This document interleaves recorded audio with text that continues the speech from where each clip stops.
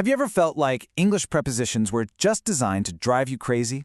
Well, you are definitely not alone. Today, we're going to crack the code on these tiny, powerful words and show you the simple logic that's been hiding in plain sight all along. It's a struggle for pretty much everyone, right? I mean, how can these little tiny words be so complicated? They're supposed to connect things, tell us where, when, and in what direction. But let's be honest, the rules can feel totally random. And that's exactly the problem. We're taught to memorize these long, boring lists of rules instead of just understanding the simple logic behind them. So we're going to fix that right now by focusing on the why behind the words, not just the what. Okay, so let's dive into our first big concept. When we're talking about prepositions of place, it's all about perspective. I want you to think of it like you're zooming in with a camera, going from a really wide shot all the way to a super tight close-up. So we start with in. This is our wide shot. It's for when you're inside something big, a country, a city, even a large open space like a park. You're basically inside the borders of a general area. Next, we zoom in a bit to on. Now we've gone from being in a big area to being on a specific surface, like a table or a line, like a street. See how the location is getting more and more defined? And finally, we land on at. This is our extreme close-up. It's for a very specific, pinpoint location. We're talking an exact address, the entrance to a building, a specific meeting spot. You literally can't get more specific than at. And here is where it all just clicks together. This whole logic, this idea of zooming in, it doesn't just work for place, it works perfectly for time too. In for a big chunk of time like a year, on for a more specific day, and at for the exact time. It's the exact same pattern, from general to specific. So cool, right? All right, let's tackle another classic pair that causes so much confusion: for and since. The key here isn't about how long something has been happening, it's about what you're trying to describe about that time.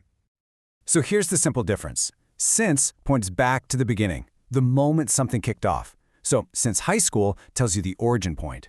But for measures the total time, the whole duration. For 10 years tells you the length. Think of it this way. Since is the starting line, and for is the total distance you've run. Okay, moving on up. Literally, let's look at over and above. They seem really similar, but they actually describe two totally different relationships in space. And it all comes down to one simple question. Are you covering something, or are you just at a higher level? So over implies that something is directly on top of something else, and a lot of the time it means it's covering it or maybe moving across it. But above is just a simple comparison of levels. One thing is just at a higher altitude than another, no touching necessary. This example just makes it crystal clear, doesn't it? An umbrella goes over your head because it's covering you, protecting you. But a plane flies above the clouds because it's simply at a higher level. It's not covering them. See the difference? And for our final pair, let's talk about movement. So, are you just heading in a general direction, or do you have a specific final place you're trying to reach? Because that, right there, is the entire difference between to and towards. Let's look at this. If you're walking towards the store, you're just headed in that general direction. Maybe you're actually going to the park right next to it.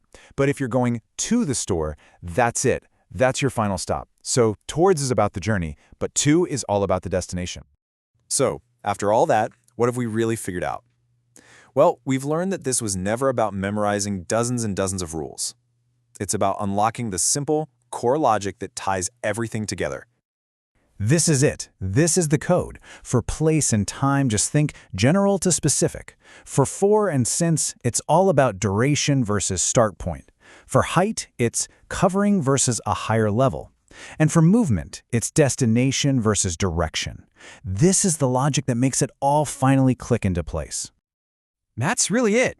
Just 4 simple concepts. You get these down, and I promise you, it clears up the vast majority of all that prepositional confusion.